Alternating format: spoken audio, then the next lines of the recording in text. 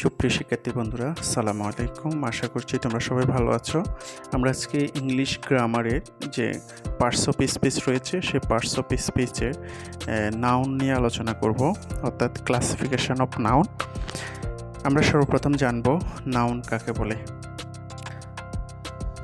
যে সকল ওয়ার্ড বা শব্দ দ্বারা কোনো ব্যক্তি, বস্তু অথবা স্থানের নামকে বোঝায় তাকে নাউন বলে। ব্যক্তির নাম অন্তর, সানিয়া, সামিয়া এটসেট্রা। বস্তুর নাম ওয়াটার, ফ্যান, বুক এটসেট্রা। এবং স্থানের নাম হলো ঢাকা, কুমিল্লা, ইন্ডিয়া, বাংলাদেশ এটসেট্রা। তাহলে আমরা এখানে উদাহরণের মাধ্যমে জানলাম ব্যক্তির নামও নাউন, বস্তুর নামও নাউন এবং স্থানের নামও নাউন।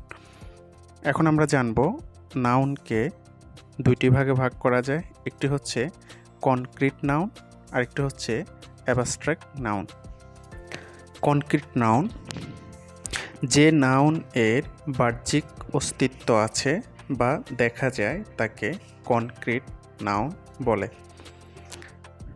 অ্যাবস্ট্রাক্ট নাউন, যে নাউনকে দেখা যায় না, ধরা যায় না, ছোঁয়া যায় না, শুধুমাত্র অনুভব করা যায় তাকে অ্যাবস্ট্রাক্ট নাউন বলে। যেমন কিছু অ্যাবস্ট্রাক্ট নাউন হচ্ছে সাকসেস সফলতা, ফ্রেন্ডশিপ বন্ধুত্ব, ড্রিম স্বপ্ন, জয় আনন্দ এটসেট্রা। এখানে এই উদাহরণগুলো তোমরা দেখতে পাচ্ছ, এগুলো ধরা ছোঁয়া যায় না, শুধু অনুভব করা যায়, এই জন্য এগুলো হচ্ছে অ্যাবস্ট্রাক্ট নাউন। কনক্রিট নাউন চার প্রকার, যথা 1 proper noun, 2 common noun, 3 collective noun, 4 material noun. Proper noun,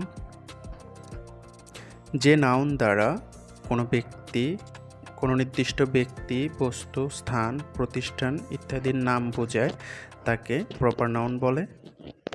যেমন রহিম লিভস ইন ঢাকা, এখানে রহিম এবং ঢাকা হচ্ছে proper noun. The Padma is a big river, এখানে দ্য পদ্মা হচ্ছে প্রপার নাউন।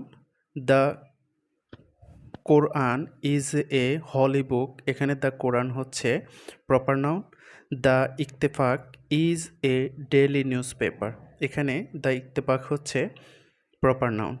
এখানে একটি জিনিস মনে রাখবে, প্রপার নাউন সবসময় ক্যাপিটাল লেটার দিয়ে লিখতে হয়।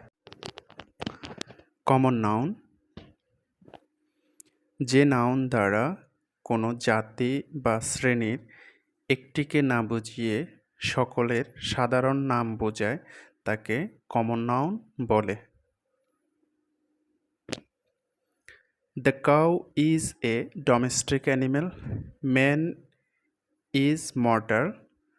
There are many rivers in Bangladesh. এখানে cow, animal, man, river হলো কমন নাউন।